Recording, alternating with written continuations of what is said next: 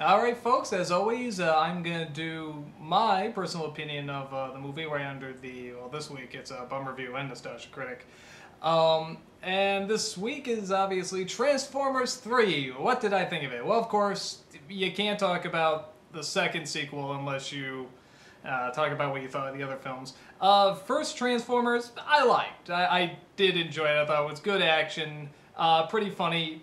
Dumbass characters, dumbass story, but I thought it was fun, and people don't like it. I totally get it. I'm not going to defend it. It's stupid, but I thought it was a lot of fun, too.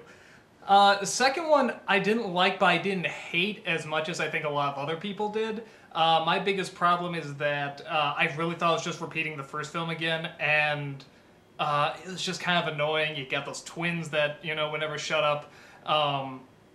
And like an hour in the desert of just people shooting. So those are my problem. And now we got Transformers 3, and basically, in a lot of ways, it's the same problem as the second one. It's just doing the first movie again, except this time there's a major difference that you could argue makes it worse than the second.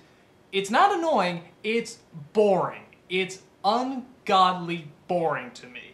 Now, like I said, this is me talking for others, because I went to a midnight show, and it was like all high schoolers, pretty much. And sure enough, when the credits rolled at the end, everyone went, "Whoa!" I mean, they loved it, so there's definitely an audience out there for it still. But yeah, my big problem is that I've seen this. I've seen this done before. You can literally just pinpoint what moment they're gonna do. It's, okay, you have the build-up in the opening with Optimus Prime's narration. Then you're gonna go to, what's that Sam kid up to? Uh-oh, his parents are gonna come and embarrass him. Well, they'll go away for a bit, come in maybe the beginning of the second act to say something really stupid again, but still act, encouraging because they're his parents. And then you got the government cover-up, with, Optimus Prime saying, "You lied to us, and him making the big speeches. And it just seems so, I don't want to say phoned in, because these movies take a lot of effort and it looks huge, but it's story-wise, it just seems like we've seen this. The only thing that was, well, there's two things that were new about. One is the new girlfriend, which I do like better than Megan Fox. I actually like the fact that, of course, it's Michael Bay, so they make her look slutty as hell. But it's still a nice character you hear, and maybe it's just the British accent. Maybe the British accent just totally throws me off. I'm just like, wow, she's sweet, she's nice. But the characters seem like, legitimately, oh, this is likable. She's very likable, where Megan Fox, I don't remember hating, but I don't remember a thing about her. And the other thing that's kind of new is the Decepticons are a little bit more creative. They're a lot of fun. There's a vulture Decepticon, there's like this, the only way I can describe it is sort of like a worm from Dune Decepticon, and that thing's great. Anytime that thing came on, I got excited.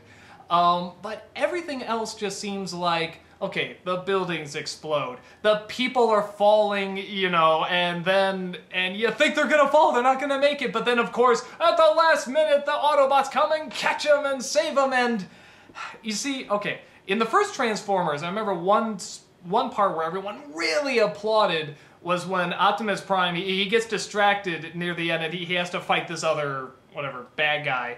And then they all go into the city, they're fighting, and then somewhere in the middle of it, Prime suddenly comes in and everybody applauds, and that was good. That's sort of like when Gandalf came in Two Towers. It's sort of like, oh yeah, you sort of forgot about him. They really abuse that here. I mean, they do it like 8 times. I mean, there's like 8 times where the Autobots go, you quote-unquote think they're gone, and then just when someone's about to get shot, just when they play it in slow-mo and play the sad music, they come over the hill and hit the guy, and the first couple times they did, of course, the teen audience goes, "Oh yeah!" By the 12th time, I mean, it's like they could just see it coming. So that was pretty predictable. It was kind of cool seeing Chicago get blown up. I mean, because we sort of saw, the explosions happening and stuff. So, I mean, it's neat to see, oh, okay, that's what it looked like. But nothing that spectacular. And I like the action in the first Transformers. I thought the second one, again, just very, well, we saw that. And this one, we're in the city again. And here's a good example of just how it's the exact same movie again. You know, what was the climax in the first one? It was the city. And what was the middle action scene? It was in the desert. Well, okay. The second movie, what was the climax? The desert. Okay, we saw that. Now this movie, what's the climax? The city. We saw that. And it floors me how these are aliens from space. I mean, these are machines that can turn into things. I mean, it just thinks, go into space and fight, you know, go to another country and fight, you know, Egypt. Oh, okay, it's still desert. You know, it's still sand flying up in the air.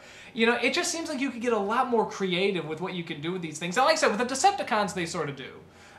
You know, this vulture thing can sort of turn into, you know, almost like pictures, and it can mimics a lot of various things. That tapeworm, Transformer was pretty cool, and I loved watching that thing move. But aside from that, I just didn't see anything new. And another big disappointment is how, was it the Shia LaBeouf kid? I don't hate Shia LaBeouf, by the way, because I know he has like this big hate following. I'm one of the people, I don't hate him. You know, I don't think he's anything great, but I've got nothing against. I thought he was funny in the first one. Here, for whatever reason, they have him shout all the time. Like every other line, it's a scream, and he doesn't even need to. I mean, it's just like, oh, get over here!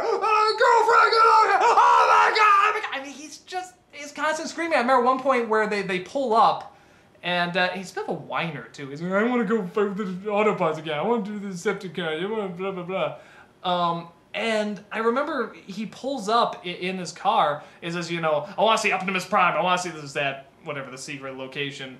And the soldiers are just like, no, you can't see him. No, you can't see him. And at some point, he just has like a Nicolas Cage moment where he just goes, Mwah! And it's just nuts. I don't even know what was going on. I think he like goes, he like runs into a gate or something like that, and the car gets ejected up a little bit, and he's just like, ah!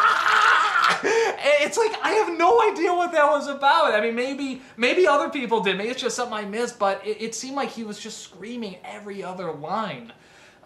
There's this bad guy that Patrick Dempsey played. I don't think I'm giving anything away by saying he's a bad guy.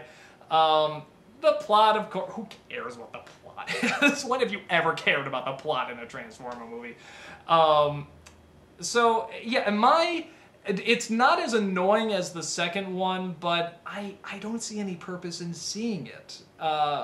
It's literally, just go watch the first one again. The action's better, the acting's better, the comedy's better. You know, you never care about the story, so you don't really want to know what's going to happen. There's a lot of jokes that fall dead. There's one good joke I remember, and that's when when that giant worm thing comes around, it's wrapping around the building. One of the soldiers just says, you know, why the hell do the Decepticons get all the better shit? I think that's a very legitimate question. So, and there's this one other weird thing I brought up in the Bum Review. For whatever reason, like, okay, you know how, like, in trailers, I do this too, in trailers, like, you know, somebody says a line, and then all of a sudden, doom, it goes black. I mean, that's just what happens, you know, somebody turns, doom, you know, it's just, that's always what happens. This movie really starts, again, just really abusing that, and I don't know why. The same guy who did the music for Inception did this, I guess, so it's just, there's the Inception music, I guess that makes it okay. I'm trying to think of what else. I did not see it in 3D, and okay, but before I sign off, I'd like to give you one thing, just a little lesson about 3D, because I'm someone, I don't think 3D is horrible. 3D can be great, but here's how you can spot a good 3D movie, if it's going to look good in 3D. Okay, let's say you're watching me in 3D. This would look cool. This would look really awesome. Now, would this look cool in 3D? No, you can't see anything. It's dark and blurry. There we go. It's dark and it's blurry. That's not going to look as good. The better you can see something, the better the 3D is going to be. And the more clear it is, and the more still it is, and the more colorful it is, the better it's going to look. So something like Kung Fu Panda 2, very good in 3D. A lot of animated films are very good in 3D because they make it very bright and colorful. You know, How to Train Your Dragon was very good. That's why Avatar looks so good in 3D, because they made, you know, the characters are blue, for God's sake. I mean, it's that colorful. So for something like this that's mostly just rubble, And a lot of it, I mean, Michael Bay movies are already pretty hard to watch. I cannot imagine watching this in 3D. Someone's on my Skype, screw you. I can't imagine watching this in 3D or on IMAX, because it's hard enough just to watch it on the small screen half the time. So, but like I said, when I was done watching it, I mean, a lot of people were applauding, they were getting into it. So my guess is if you like Transformers 2, you'll probably like this okay. You know, and I know people are sort of split on the first one, like whether or not, you know, hey, was this fun or incredibly stupid? I think it's both. But no, I didn't enjoy watching it personally. I thought it was way too long as usual. I thought it's just rehashing the same stuff again. Not as annoying, but like I said, it was boring for me. And you couldn't argue that's a worse crime than being annoying. At least annoying makes an impact. So, yeah, that's my 2 cents on it. You could like it, but didn't do much for me. So that's it, and I shall talk to you later.